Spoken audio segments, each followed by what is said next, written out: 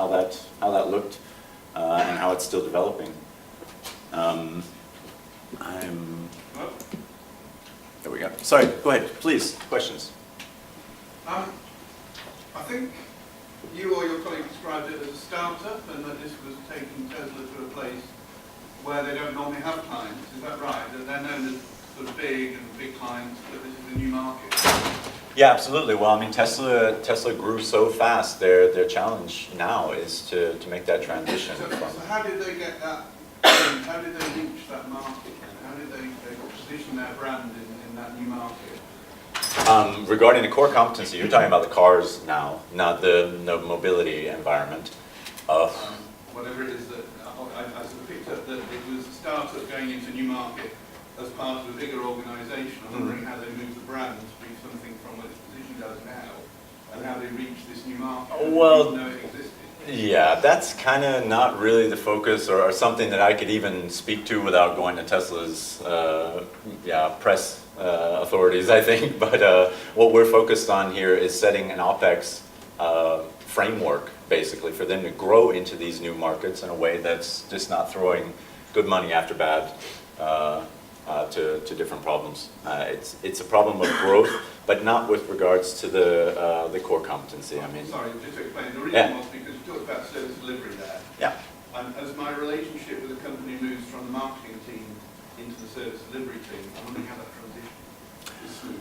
Oh, again, we're talking about optimization of mobility expenditures within the Tesla landscape. This is, I think, what you're talking about is more brand related, which I'm not really qualified to speak on. Hold your horses for a short while, and I think you'll find that Sadine and the next two panelists will address that head on. Yeah. Yeah, sorry. I mean, really, everything that we're focused on here is setting a foundation for them to grow. This is more focused on the internal processes than the external brand. So, sorry. Floor is back is yours. Okay. Good. So I have a question before you go. Yeah, sure. Go ahead. You sounded like initially you were talking about kind of bring your own device originally, and then you will turn it into a managed mobile solution. Did you do mobile device management centralization as part of that activity? Mobile device management runs on a separate parallel track within Tesla, so we support that in the fact that we load all of this mobile device management software onto their devices as we stage them and kit them, and new staff comes on board. But that is a separate contract. They work with a well-known MDM provider already. Part of what Tangoe does is wrapping services around that. So we also partner with Mobile Iron, with AirWatch, the biggest players in the industry, to provide help desk services around that. That is also a part of the TIM solution for billing issues. It's part of basically the staging and kitting and the logistics piece. So when users have issues with their MDM client, they can contact us and our logistics partners for any questions about that. So. But it's an important point you make there. I mean, it wasn't BYOD where they came from, but it was kind of like bring your own contract. It wasn't really around the devices. I mean, they had decent control over the devices, but they had a bunch of locally procured small quantity contracts, which did not reflect, the volume buying power that Tesla gained over a 12, 24-month span. So that was certainly something that we looked at to reduce costs, and it worked quite well. So they went from ones and twos across Europe to one frame agreement which covers the entire continent. So yeah, so good. This really charts out exactly what we did in each one of the phases of the MMS project. So I'm not going to go into all these details. It's not really important. The top and the bottom are basically the most important parts. Expense management and contract sourcing management. These are cost savings drivers. So what we do is we come in and rip all of this waste out of the telecoms estate. We focus on mobility here, but we also address fixed needs in the same manner. What this does is generate savings to allow you to add more services, more efficient service architecture in phase 3 and phase 4 without any real net costs to the company. So telecom expense management on average brings about 15 to 17% bottom line savings in mobility costs.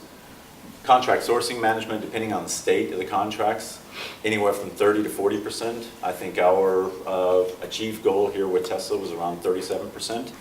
The minimum was 30. Did you say that your work was restricted with mobility, or do you then mention fixed line? We manage fixed line as Obviously well. mobility integrates with core communication platforms now more and more. Absolutely. So did your remit go into that area as well? It doesn't yet, but it will very soon. So mobility is the most dynamic part of the telecom spend landscape. So it's important, especially with a customer like Tesla, which was very much a blank slate. It's important to get the biggest low-hanging fruit plugged first, and that's what we did here. So fixed is still definitely on the radar, but their fixed infrastructure is certainly dwarfed by the size of their mobility fleet, I think from a cost perspective as well as complexity. So it's on the agenda, but it's not quite there yet. So, Press on. So, good. Please keep an eye on the time. So, sourcing. The first two parts are really sourcing savings generators. The second parts are really streamlining the service approach from Tesla and getting more out of their estate without putting an extra burden on their people to do this. So they can focus on building out supercharger networks and servicing the core competency within the company. It's very important. Category governance, what does that mean? That means that Tesla has the reporting ability to report on any level of the spend within the organization. They can reallocate costs within the organization to make sure that it's really, the costs are being incurred where they should be within the organization. And it's a complete high performance type package where Tesla themselves can turn this over. They've given us the keys to the car, basically, and it is, again, a trusting type environment where, it's maybe not so easy to trust a vendor, but the benefits are clear. If you pick the right vendor and you have that trust and collaborative relationship, then it can yield real results. The key here is the timeline.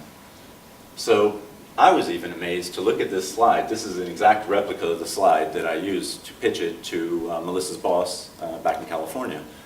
And the timeline did not move.